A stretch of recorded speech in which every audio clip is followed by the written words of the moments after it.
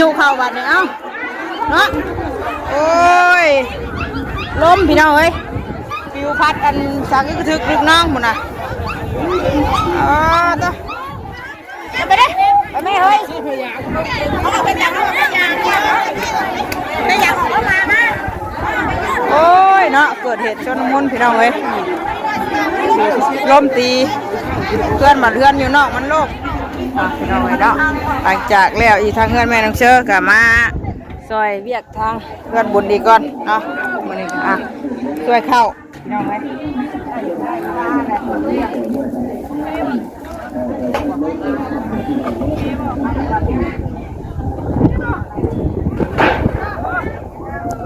ล้มเลย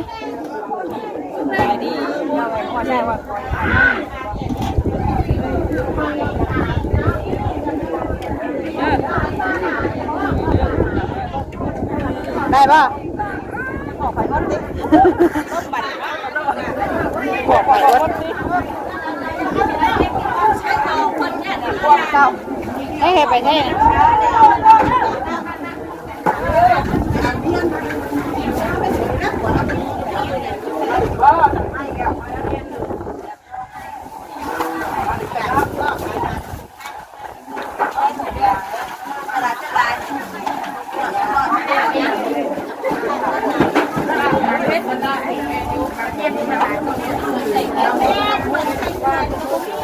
กระเทาหมูม่าวันนี้เนาะเปลี่ยนมือถ่ายกันได้นะ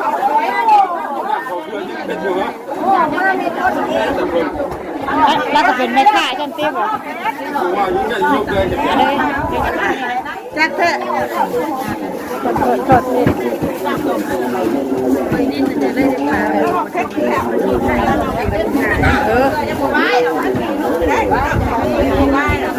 กันมีอันว่าถูกโวยขอให้หมูใส่ว่าพอท่านใจวะเรามีผู้กำกับแบบนี้แล้วมันยากไงน้อยเนาะใช่ถูกน้ำนอนยากว่านั่นเด็กนอนแต่กันสมัยเพื่อนเลยแบบไปย่อเวลาย่อนะหิวเลยดิด้วยแต่มือจากมานั่นเลย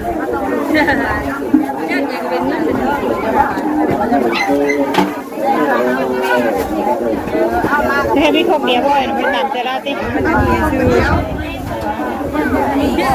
เงินมันไปก่อนเนาะเก็บเทียมเก้า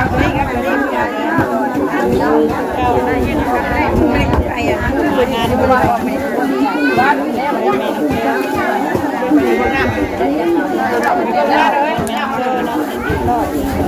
เลยมา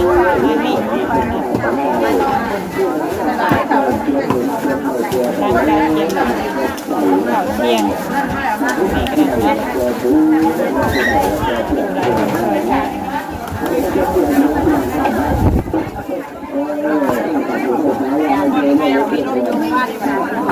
คือลมแห้งเนาะมันนี่เนาะ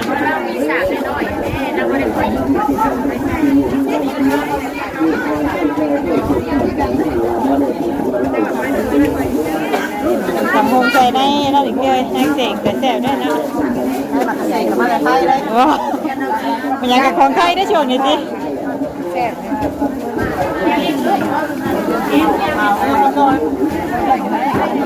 สวัสดีเวทด้วย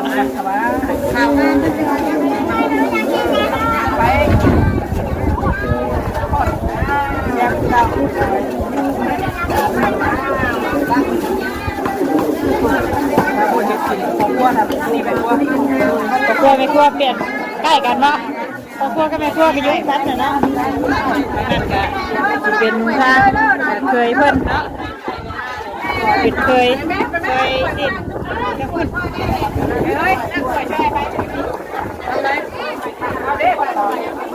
แค่จะเป็นก็เป็นฟิวไปดีแล้วเลยลงทางลองสวยกันแล้ว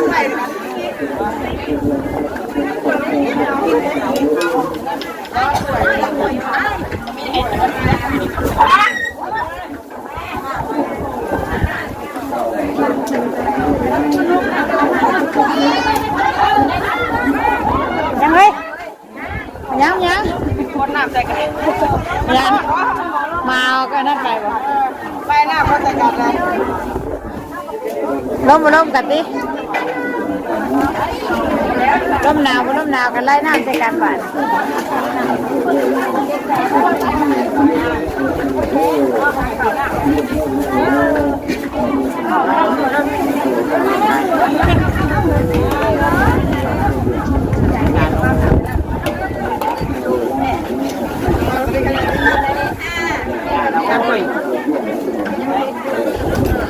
แซ่บเลยแซ่บไทยนะแซ่บเลยของมาจากไทยหรือแซ่บของมาจากไทยแซ่บแซ่บเบิดแซ่บแซ่บเบิดบ่คือแซ่บยังเพียงไรเอาตามยำใดก็เบิดเพื่อเนาะพี่น้องเนาะใส่ข้าวได้เรียบร้อยยังเหลือหม้อนั่งกับหม้อข้าวหม้อดูเองเบิ่งอ่ะเบิ่งไข่มันดูเชิบอู้แกงหม้อบ้าใหญ่พี่น้องเลยเนาะเตรียมไว้ย่อข้าวตอนเที่ยงเนาะค่ะญาติพี่น้องคนมาร่วมกันก่อนทางหน้าบ้านคนแรกพี่น้องเลยแผนในครัวเขากระลายอยู่เนาะญาติพี่น้องหลายใกล้เคียงกันมาซอยกันคือเก่าพี่น้องเลยอยู่ในครัวคือเก่ามานี่ก็ได้บรรยากาศจะล้มเนาะมันอยู่นอกกับหน้าแน่เสียงกับบนแซวในเด้อพี่น้องหลายผู้หลายคนมากบกันเลยเสียงสนั่นแน่เนาะเข้าไปน้ำช่วยไปน้ำทางคนแรกกันเฮ็ดกินกันตัวครัวทางไหนเนาะทางนี้ไม่ครัวพี่น้องเลย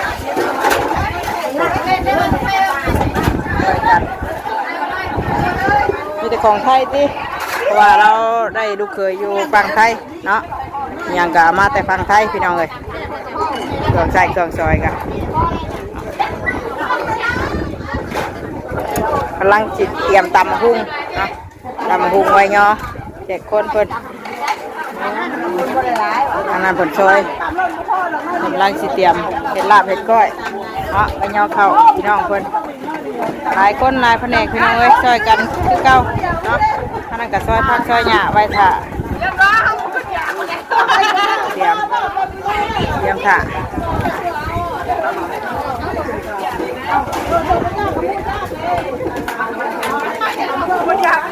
บ่ได้เลิกวันนี้เด้อแหน่งแม่กลัวตำมะฮุ่งลาบมีแกงคือเก่าเนาะคนยังช่วยพักอยู่เลยเฮ้ยมีดกะ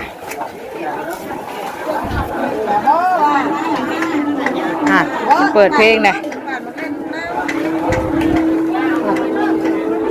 หนึ่งข่าวอีกเนาะยันเอามันพอยับหนึ่งไว้หม้อข้าว2 หม้อพี่น้องเลยซื้ออันนี้จะเป็นหม้อต้มหม้อแกงเพื่อน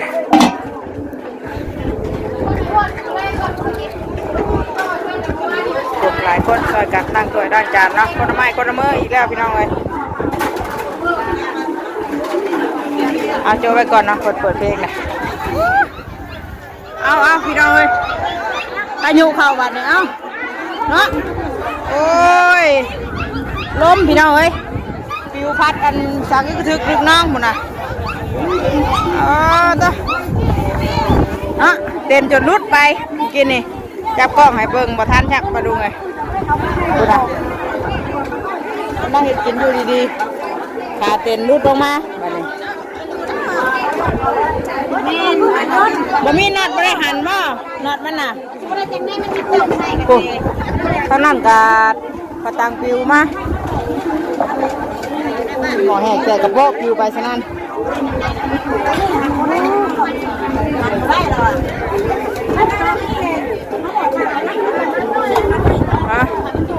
มันอยู่นอกเลยเนาะมันล้มอู้มาบาดใดกะจนสิปิวพี่น้องเอ้ยโอ้ยพักกันผูกไว้ดีได้รุ่นทับหัวกันได้เลยพอแห้งเนาะมาเห็ดบุญมาชีได้บาปได้เจ็บได้ปวดไปเมื่อบุคักได้แบบระวังเลยลงมามึงระวังได้บูนางหันพักกันต่อไอ้ชิลุทันเนาะโอ้ยเมื่อกี้นี่ขานี่รุดออกไปพี่น้องเลยเนาะมัวปวดต้องใส่หัวคนล้มเลยอะทีมกายแล้วบ่คนไหนช่วยพักกับรู้ตื่นเต้นอย่างนี้ไม่ได้ไปเลย ไม่ได้พบเลย เอาไปทันได้มันยังเม็ดนึงนี่นะปวดอ่ะ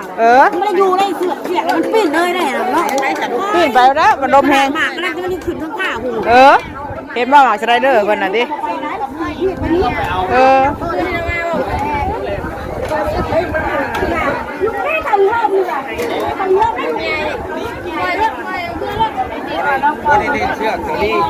ไว้ดึงไว้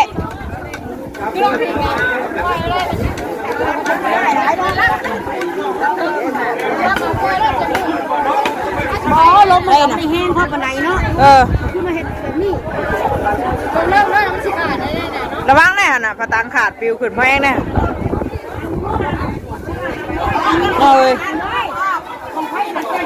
โอ้ยเนาะอันไหนได้ไหม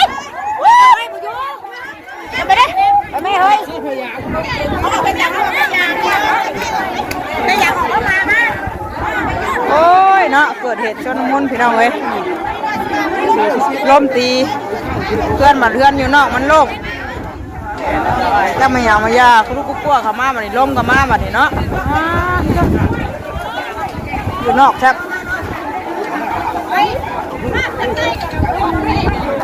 มันมีเปิดมัดใส่ดิเนาะเอาพยานไม่ออกเอาผ้าตางออกกับพ่อนะ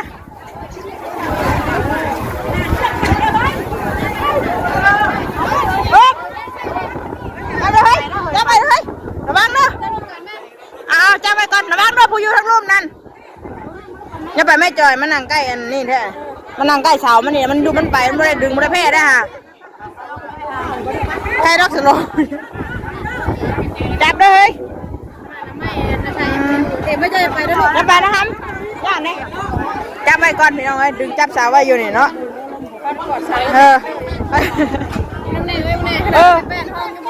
ไม่แป้นไม่อันชำนั่นมืออยู่ได้น่ะกำลังพากันก้าเกียมช่วงเที่ยงพี่น้องเอ้ยเนาะแบบว่าลมอู้มากำลังเกียมกับข้าวกับน้ำไว้ย่อแขกคนเนาะแตกตื่นกันบาดนี่เนาะโอ้ยลมแห้งพยางเราออกพยางนั่นมันตกมันต้านลมได้นะมันขังลมไปแล้วเนาะลมอู้เขาหันมันไก่อุ้มขึ้นไหมมันอุ้มขึ้น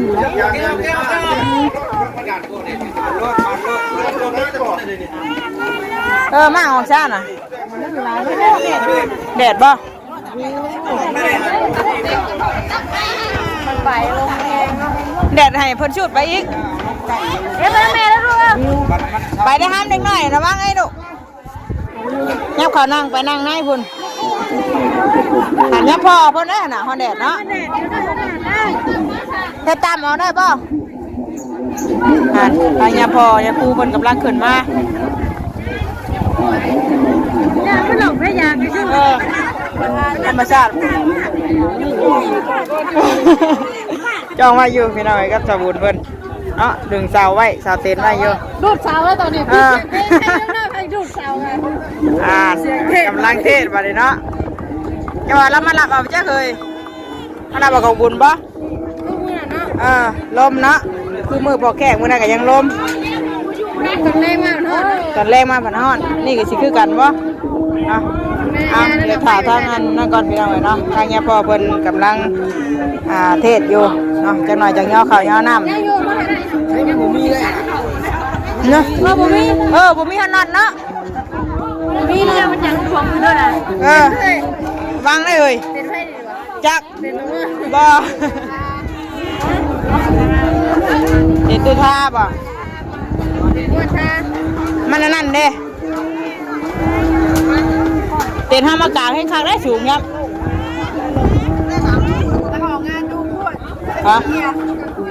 นี่เฮียมันออกงานหลายเสื้ออะไรมันก็เฮียแล้วเนาะเก็บมาบุคคลบ่อย่างแล้ว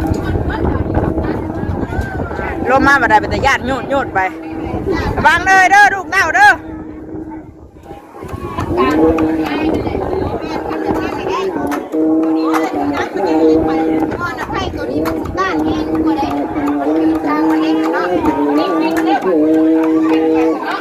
ระวังเลยเวลาเรา แล้วมารับแล้วก็แล้วเดี๋ยวเนาะพอดีช่วงเที่ยงเลยพอดีเพิ่นเทศเพิ่นนั่นมายืนจัดโทรศัพท์ซื้อเลยถ่ายว่าลงมาบัดใดใจหายมันนั่นดิวาบแล้วอ่ะก็มันแปลนเลยนะเนาะมันอยู่นอกมันโล่งเลยเป็นทางโล่งเลยทางลมเลยพี่น้องเอ้ยพุ่นอ่ะมันก็เลยลมมาง่ายเลยมันสินั่นแน่อะไรเห็ดกินยังมาแล้วอยู่ทางยังพอเพิ่นพอดีเพิ่นเทศแล้วพอดีย่อเข่าเนาะระวังเลยไม่ได้มันดีสมานี่ได้ได้เลย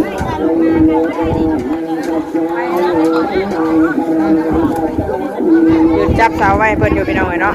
ยันว่าลมผูกเชือกไว้อยู่นิ่งเชือกไว้ดึงไว้อยู่แต่ว่ายันว่ามันเชือกขาดเนาะเวลาลมมาน่ะมันแห้งอุ้มมาบาดเดียวเลยเราเลยจับไปน้ำเนาะช่วยข่าวช่วยน้ำแล้วยังอีก2 หัวทางยาพอยาคูเพิ่นก็กำลังนั่นอยู่ยังเทศอยู่เจ้าหน้าเพิ่นสันข่าวแล้วก็ได้เตรียมย่อข่าวย่อน้ำเนาะทางคนประตามมาหุ้งทางไหนนี่เด้มาควักมากันนี่เพิ่นก็มาแต่ทางซ้ายกับหมากมันยาวๆเนี่ยเช่นในมันเลยใบปลูกเนาะได้ไปเช้าไปใช้ใครรถไปเลยยันล่ามยันนั่นก้านมันได้จ้ะห้าบ่เจ็บห้าบ่ใจได้จะบ่จังบ่ลุกให้นี่เนาะยันมันปิวอันนี้ได้เสาวันนี้ได้ระวังเด้อพี่น้องเด้อเราสิตอกไม้ใช่ป่ะระวังพายุเข้าลมแห้งเนาะเกิดเหตุบ่คาดคิดเลยว่าลมมามาบาดเดียว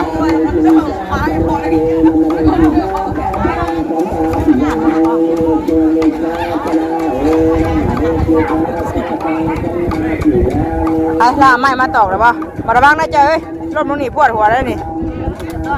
เรียบร้อยแล้วค่ะมาดังง่องมาดังง่องได้นี่เจ็บเติบได้นี่เนาะเด็กปังไงนี่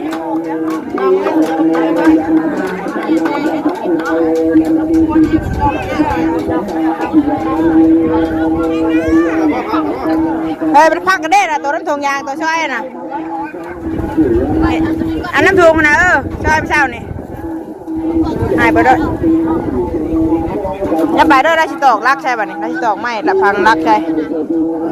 เฮ้ยไปเด้อเอาตอกรักใช่มัดถูกเสียกไว้พี่น้องเนาะมันจังบ่นั่นจังบ่ไปเนาะคนย่อพังเข่าหายยาคูเนาะลมช่ำเนาะแต่ย่านพี่น้องไว้ลมบู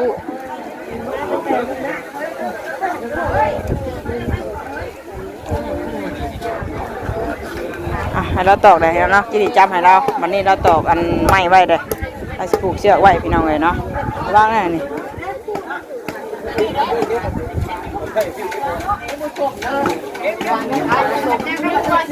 ทำได้แล้วบอย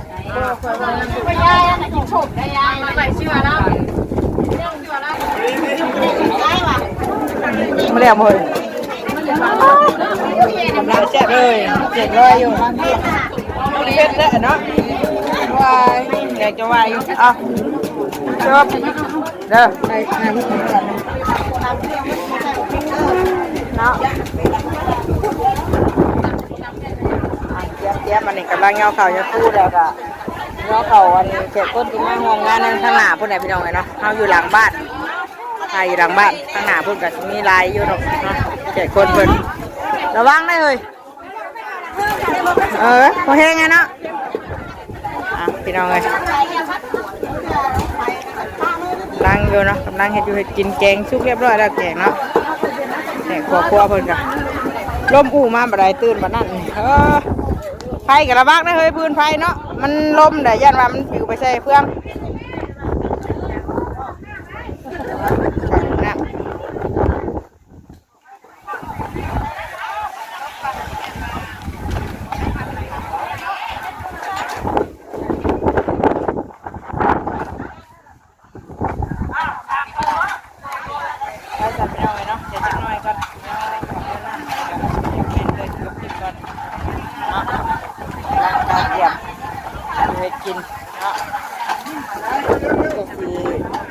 แล้วพอเป็นชัดข่าวแล้วเดี๋ยวข่าวแนะนำช่วงเที่ยง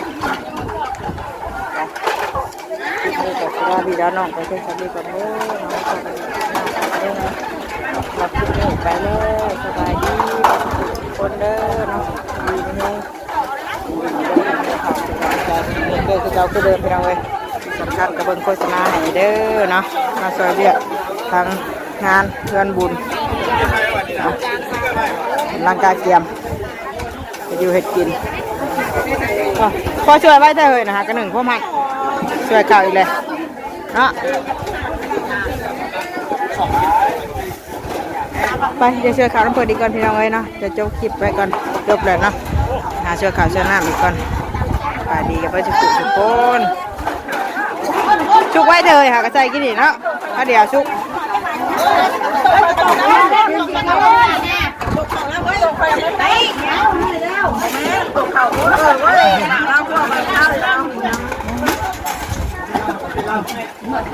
เ